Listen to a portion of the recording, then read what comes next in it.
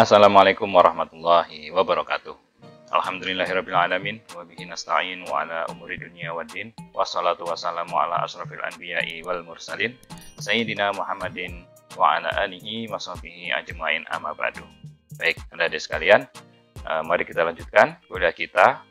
Dan materi kali ini kita akan membahas tentang bab najis, yang mana najis ini akan berpengaruh kepada sholat kita. Makanya ini masuk dalam penjelasan di mata kuliah atau masuk materi di mata kuliah fikih ibadah. Karena mau nggak mau kita harus sholat itu dalam keadaan suci, ya, suci tempatnya, suci pakaiannya, suci badannya. Nah, kalau kita tidak tahu mana itu najis, mana bukan najis, nah maka hal tersebut akan menyebabkan sholat kita tidak sah. Nah, gitu ya. Kalau tidak sah dan selama itu kita nganggapnya ini suci, ternyata ini adalah benda najis dan selama itu kita nggak sah, maka seakan-akan sia-sia sholat kita. Nah, maka dari itu, mari simak penjelasan dari saya tentang bab najis di pertemuan kali ini.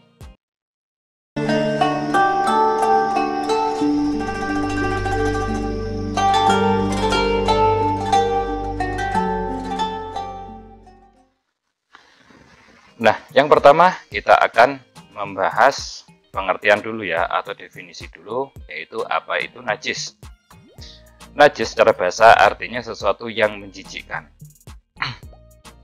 Jadi di sini, yang namanya hal yang menjijikkan itu sebenarnya setiap daerah ataupun setiap suku mungkin ya, atau setiap orang berbeda-beda.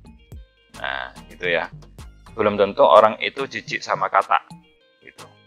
Tapi di sini yang dipakai adalah umumnya. Nah, umumnya barang itu menjijikkan, minimal dari asalnya. Nah, asalnya di mana, munculnya di mana, itu kalau dianggap menjijikkan berarti menjijikkan. Nah, gitu ya. Kemudian selanjutnya secara istilah adalah segala sesuatu yang menjijikkan dan dapat mencegah sahnya sholat yang sekiranya tidak ada keringanan. Jadi yang namanya najis itu dan secara istilah atau secara syarak dalam sudut pandang agama gitu ya istilahnya. Nah, itu adalah menjijikkan, dapat mencegah sahnya sholat yang sekiranya tidak ada keringanan. Maksudnya di situ berarti ada najis yang statusnya itu mendapat keringanan. Nah, gitu ya. Yang mana nanti tetap menjadikan sholatnya sah. Najis seperti apakah itu? Nah, nanti akan kita bahas seiring penjelasan di materi kali ini. Oke, selanjutnya langsung ya. Kita akan bahas di permasalahan bab najis. Yang satu, khomer dan nabid. Nah, gitu ya. Khomer adalah air perasan anggur yang memabukkan. Nah, gitu. Sedangkan nabid adalah segala sesuatu yang dijadikan minuman, memabukkan tapi tidak dari perasan anggur. Jadi dua istilah ini itu ada di zaman Nabi dan juga termasuk dalam salah satu ayat Al-Quran yang berbunyi ya ayyuhalladzina amanu innamal khamru wal maisiru wal ansabu wal azlamu rijsun min amalis syaitani fajtanibuhu la'allakum tuflihun. Dalam surat Al-Maidah ayat 90 ini Allah mengatakan kepada orang-orang yang beriman bahwasanya yang namanya khamr, minuman keras ya, judi, kemudian ada kurban untuk berhala, kemudian ada undian dengan anak panah dan lain sebagainya tadi disebut dalam ayat, itu rijsun. Nah, gitu ya. Itu hal yang najis. Nah, maka dari itu di sini tidak ada takwil lain, tidak ada tafsiran lain bahwasanya yang namanya khamr dan nabid. Kalau nabid ini selain perasan anggur, nah, gitu ya. Maka ini adalah najis. Nah, kemudian selanjutnya status keduanya adalah najis dan haram dikonsumsi. Nah, gitu ya. Najis, haram dikonsumsi. Nah, mungkin kita nggak pernah lihat ya, namanya perasan anggur itu kayak gimana.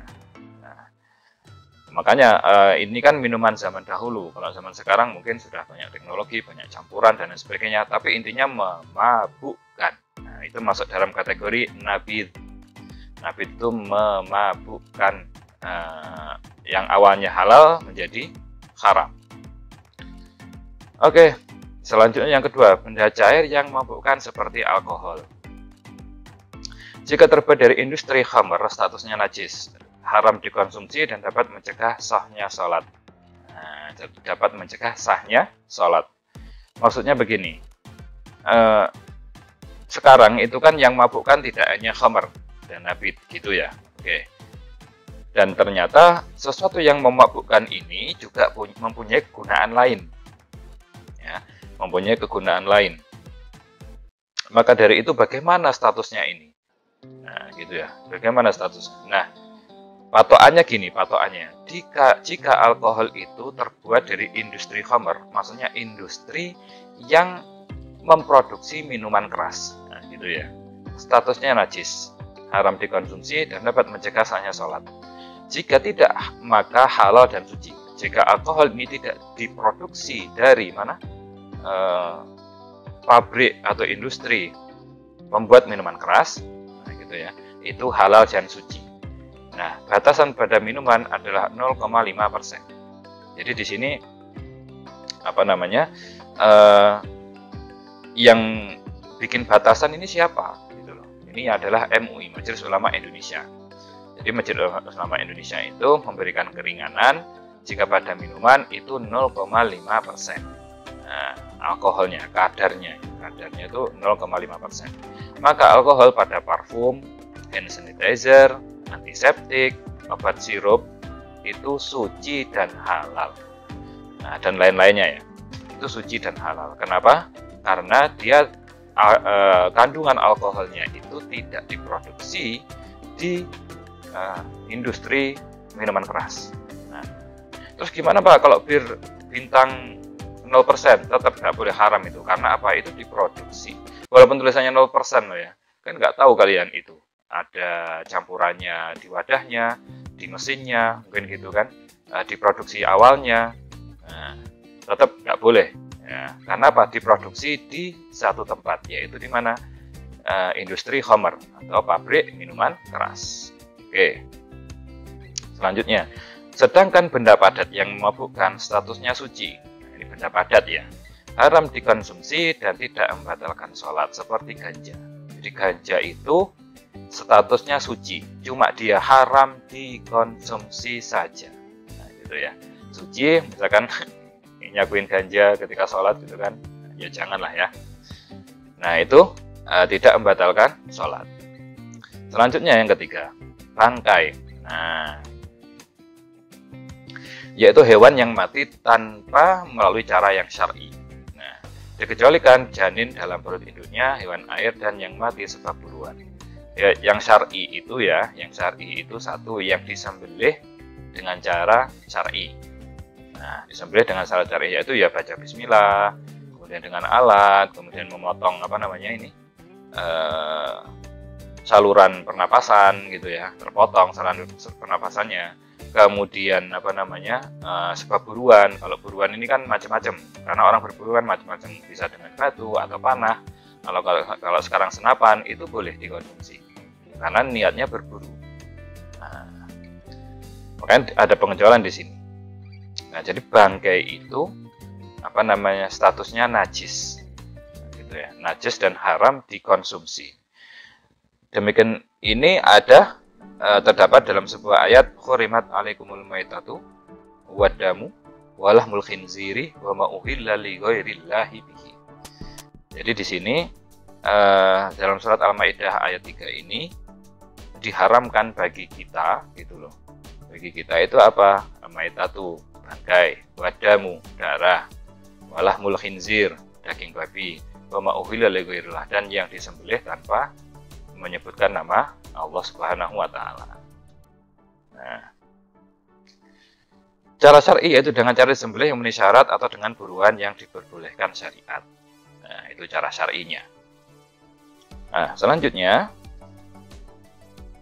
nah 4, hukum semua hewan ketika hidup adalah suci, kecuali babi dan anjing atau yang lahir dari babi atau anjing.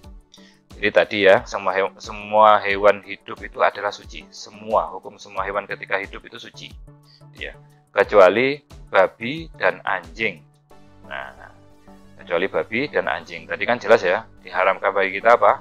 Daging babi. Berarti kalau daging itu mencakup semua yang ada yang melekat di tubuhnya babi. Nah, gitu ya. Atau yang keluar dari tubuhnya babi. Gitu.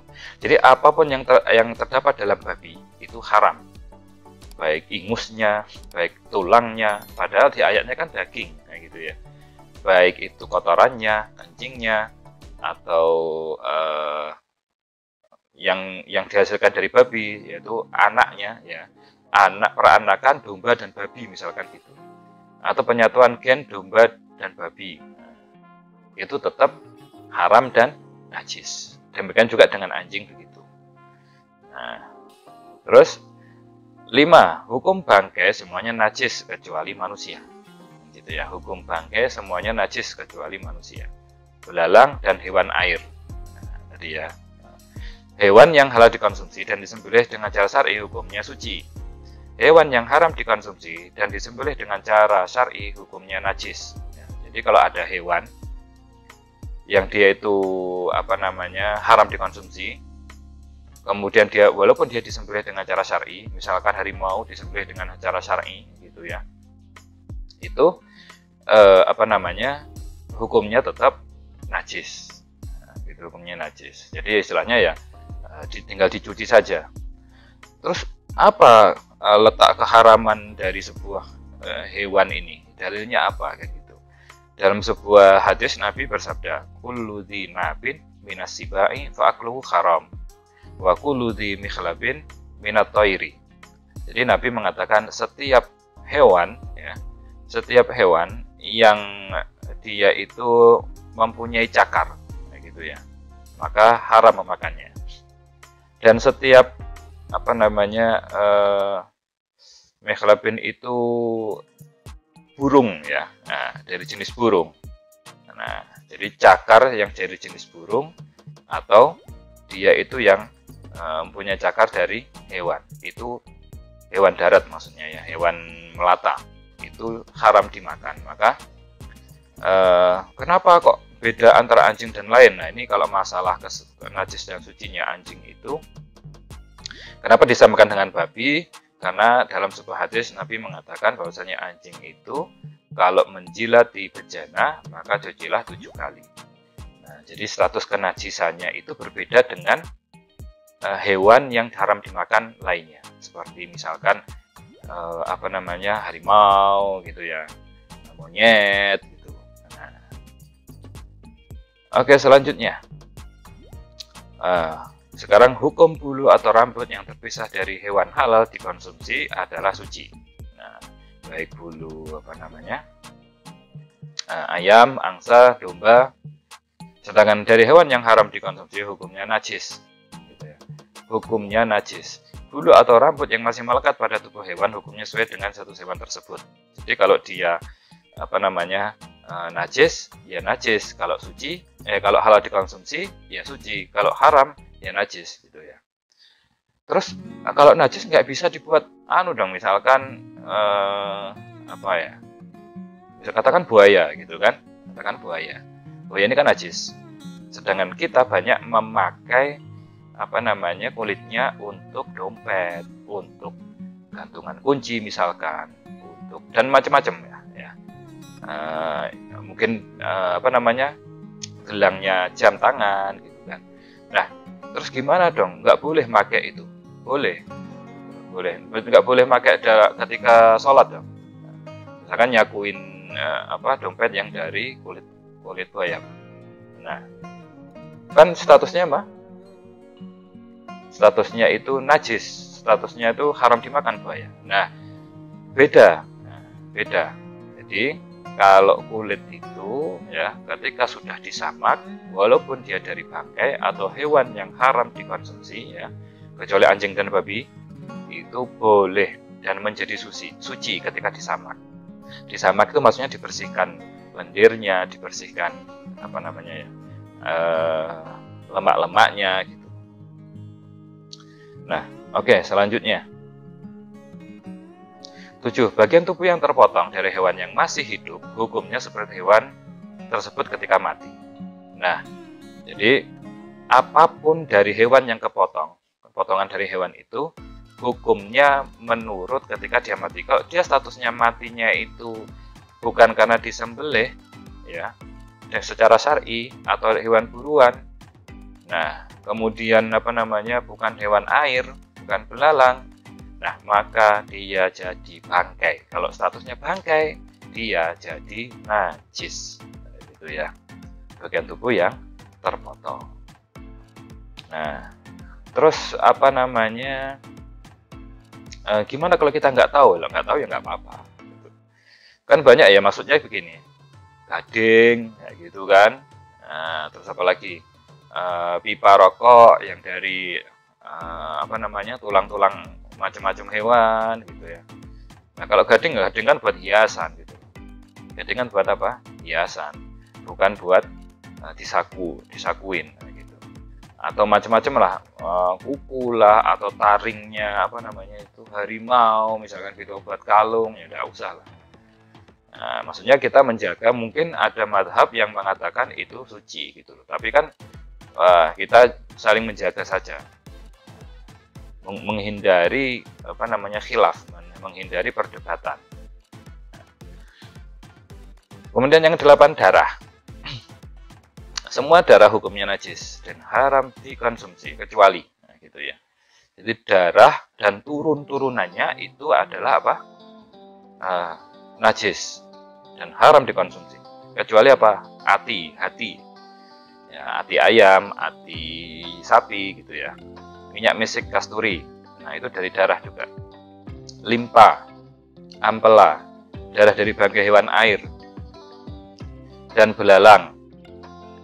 Hewan air, darah dari bangkai hewan air dan belalang. Kemudian darah dari hewan buruan yang tersisa di tubuhnya. Nah itu walaupun ada dikit-dikit boleh, itu nggak apa-apa itu. Nah, sperma, sperma ini dari darah, gitu ya. ASI juga dari darah. Janin itu awalnya juga darah.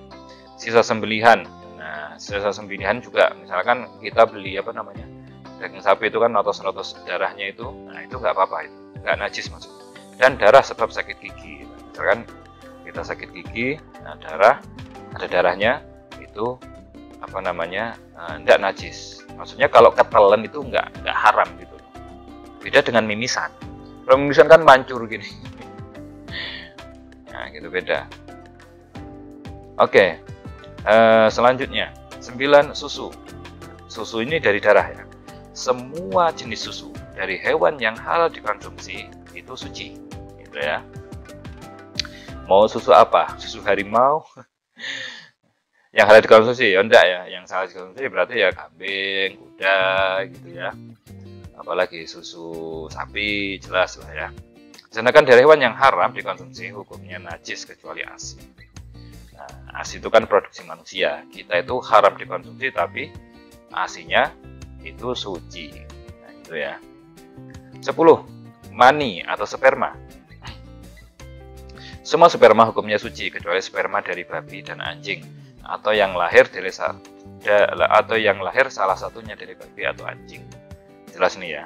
Nah, karena babi dan anjing itu punya dalil khusus, nah gitu, yang mengharamkannya dan membuatnya najis. Kemudian selanjutnya yang 11, telur. Semua telur hukumnya suci walaupun keluar dari hewan yang haram dimakan. Telur buaya, telur ular itu hukumnya suci. Nah, itu hukumnya suci. Berarti kalau suci boleh dikonsumsi. Ya asal kita sampean nggak jijik aja. Kalau merasa jijik ya jangan gitu. Ya, jangan kalau merasa jijik. Telur cecak gitu kan, jangan. Kalau saya jijik dan tak mau juga. Oke, selanjutnya. Nah, najis yang dimaafkan. Jadi kita bicara najis tadi ya, ini najis itu najis, semuanya najis, akan semuanya itu banyak sekali najisnya gitu kan. Tapi ada juga najis yang dimaafkan. Maksudnya apa? Ketika kita sholat, kemudian kemudian ada najis itu, sholatnya tetap sah, dan najisnya ada tapi sholatnya tetap sah, gitu ya. Nah, pembagian najis yang dimaafkan sebagai berikut. Oke, yang pertama, yang dimaafkan pada air dan pakaian. Nah, air buat wudhu maksudnya ya, dan pakaian, yaitu najis yang tidak terdeteksi panca indera. Ya, kita nggak tahu, nggak ada baunya, nggak ada warnanya, nggak ada rasanya, berarti kan nggak bisa dilihat. Kecuali kita tahu kalau najis itu masuk di air yang tidak sampai 2 kula. Kalau nggak tahu ya sudah tidak apa-apa. Dua, yang dimaafkan pada pakaian saja, yaitu darah yang sedikit, seperti darahnya jerawat, kutu, misalkan garuk-garuk kutunya pecah, kecites gitu ya bahasa Jawanya, atau cacar. Beda dengan bisul. Nah, kalau bisul itu kan bisa sampai ngalir darahnya. Kalau jerawat itu ya paling besar seberapa sih jerawat itu. Nah, gitu ya. Itu dimaafkan jika terkena pakaian saja. Nah, kalau jatuh di air, airnya jadi najis jika tidak sampai 2 kula. Yang ketiga, yang dimaafkan pada air saja. Nah, yaitu yang dimaafkan pada air saja. Tidak pada pakaian, tidak. Yaitu apa? Bangkai hewan dan air tidak mengalir atau yang tidak ada darahnya jika jatuh dengan sendirinya. Maksudnya mati, bangkai itu mati ada dengan sendirinya. Nah, itu kalau di air nggak apa-apa. Tapi kalau di pakaian, jadi membatalkan sholat. Tapi nanti ada beberapa kasus ya, yang tidak membatalkan ya. Seperti nyamuk, ya, nyamuk, lalat, semut, kotoran ikan. Nah, itu kalau kena pakaian bisa menyebabkan najis dan tidak tidak sah sholatnya gitu. Yang keempat, yang tidak dimaafkan secara mutlak adalah jenis najis lainnya yang tidak termasuk di atas. Nah, termasuk di sini muntahan ya. Di muntahan itu najis hukumnya. Ya, sampean kalau muntah hati-hati. Muntahan itu hukumnya najis. Kenapa? Karena keluar dari perut dan perut itu terhubung dengan kotoran. Ya, maksudnya cairannya itu nyambung itu di perut. Beda dengan ingus. Kalau ingus dari sini, nah, dari kepala intinya, dari cairan kepala. Ludah juga cairan kepala, jadi cairan kepala. Nah, bukan muntahan. Kalau muntahan dari perut. Demikian juga iler. Yang ngiler itu orang ngiler. Nah, orang ngiler itu kalau dia tidurnya ya posisi kepalanya itu di atas perut, maksudnya pakai bantal itu suci. Karena dia keluar dari kepala. Tapi kalau posisi kepalanya itu sejajar dengan perut atau mungkin di bawah perut, itu najis karena umumnya itu yang keluar liurnya itu dari perut, bukan dari kepala. Nah, gitu ya. Oke, selanjutnya cara menghilangkannya. Nah, cara menghilangkan najis gimana? Nah, pembagian najis menurut cara membersihkannya adalah 1. Najis mughaladah, yaitu babi dan anjing dan sesuatu yang keluar dari salah satu dari mereka. Nah, itu babi itu yang najis ya, hewannya itu najis. Cara membersihkannya dengan 7 kali basuhan setelah menghilangkan najisnya. Salah satunya dengan debu dan tidak cukup dengan sabun. Ini ikhtiarnya madzhab Syafi'i ya. Jadi madzhab Syafi'i itu sabun itu belum mencukupi gitu istilahnya. Belum mencukupi kalau mau sholat. Nah, itulah intinya. Kalau nggak mau sholat ya terserah. Tapi intinya kalau mau sholat harus ada debunya. Karena apa? Karena ya amalan bil hadis gitu loh. Karena kita mengikuti arahan dari Nabi gitu. Walaupun misalkan di mikroskop itu bakterinya hilang, misalkan gitu. Kalau pakai sabun cap apa yang mahal gitu, sekali oles bakterinya hilang. Nah, itu kan sekarang baru tahu kan. Nah, terus bagaimana cara membersihkannya? Gitu ya. Cara membersihkannya kan tadi 7 kali basuhan. Jadi misalkan terkena kotoran babi. Nah, di sini kan. Jadi kotorannya dibersihkan dulu, seret.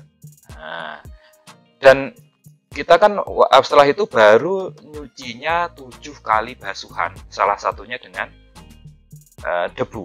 Nah, gimana caranya dengan debu itu?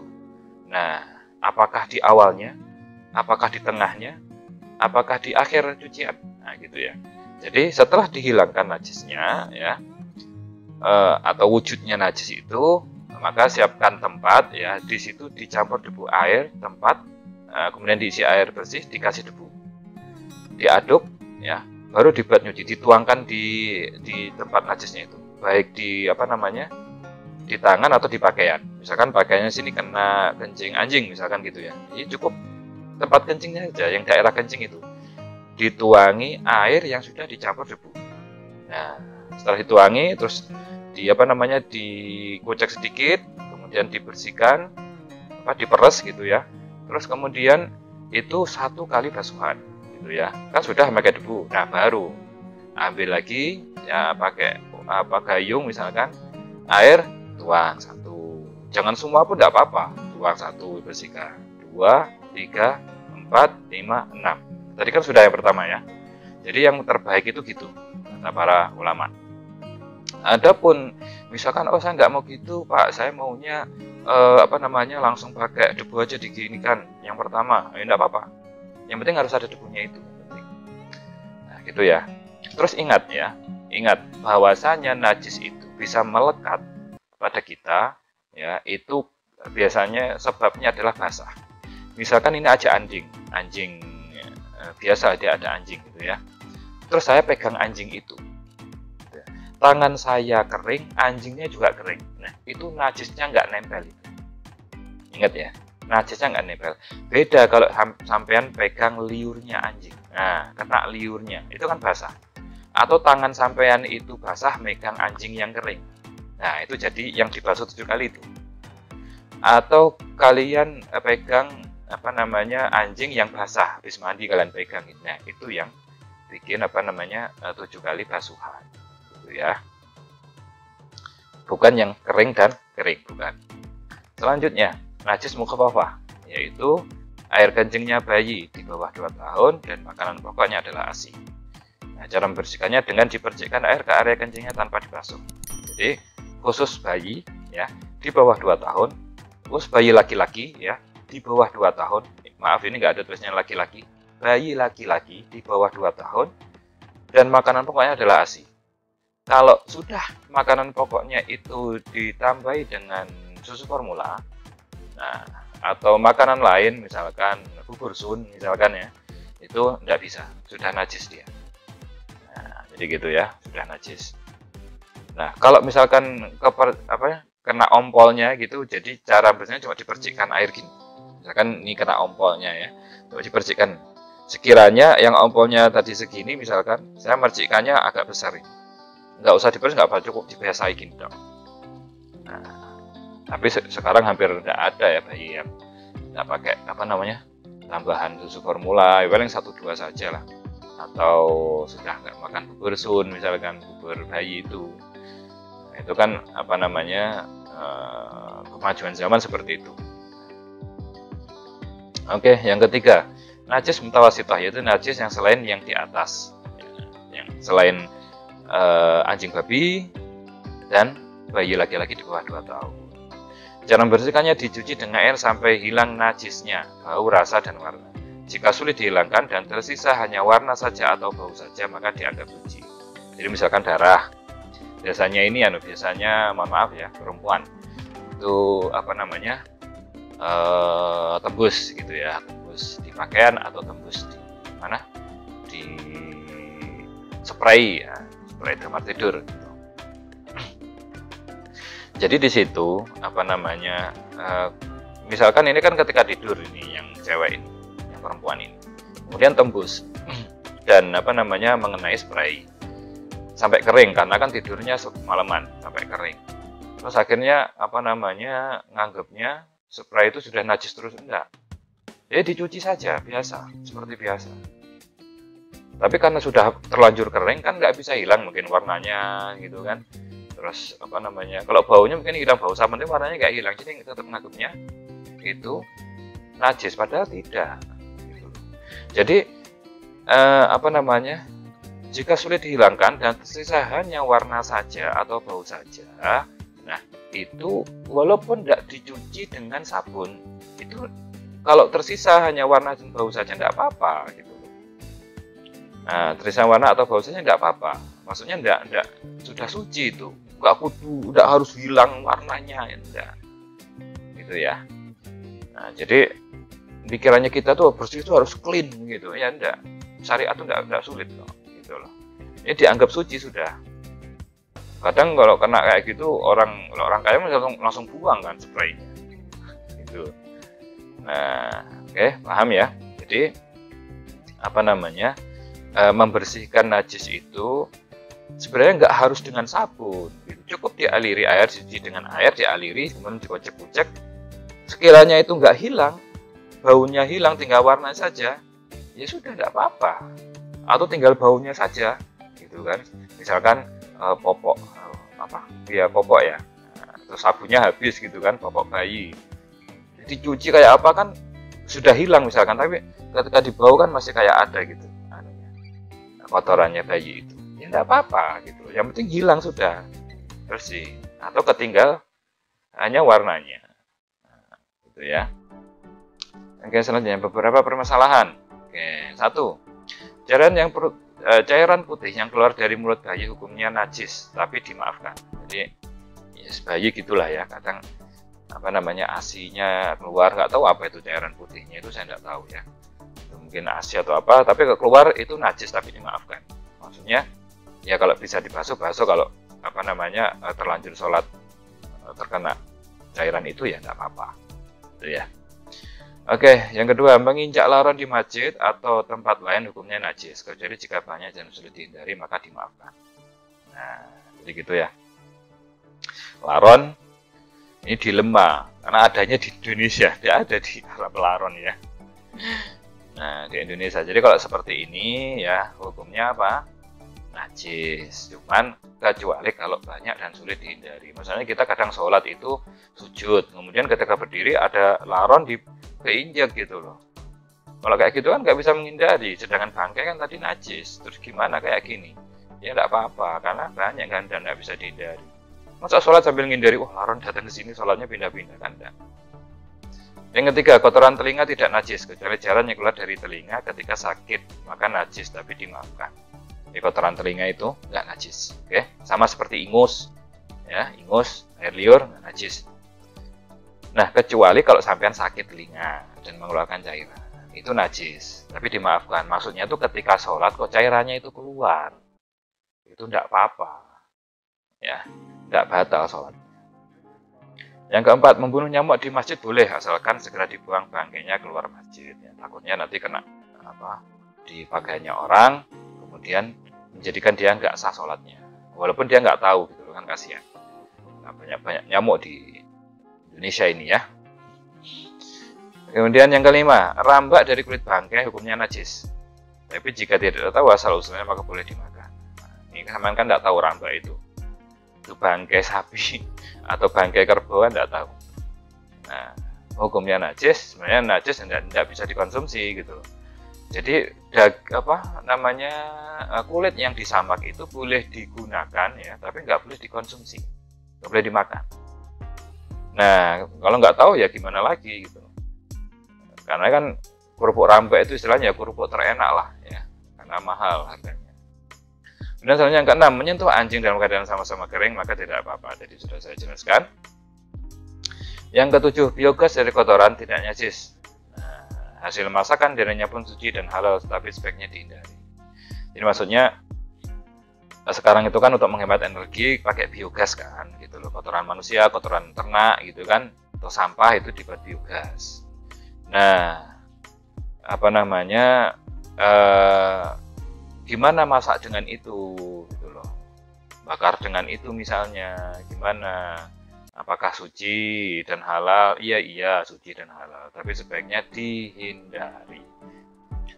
Sekarang sudah ada kompor listrik kok gitu ya, misalkan gas nggak ada nanti, sekarang ada kompor listrik. Nah, jadi ya istilahnya bisa masak total. Nah, adik-adik sekalian, ini dapat saya sampaikan pada kesempatan kali ini. Kurang lebihnya saya mohon maaf ya. Nah, jika ada yang kurang atau mungkin saya keliru, silahkan komen di bawah. Semoga dapat diamalkan dan jangan lupa tetap belajar dengan baik, belajar dengan rajin, diamalkan apa yang sudah didapat, karena itu semua untuk kebaikan kita bersama. Demikian dapat saya sampaikan, kurang lebihnya mohon maaf. Wassalamualaikum warahmatullahi wabarakatuh.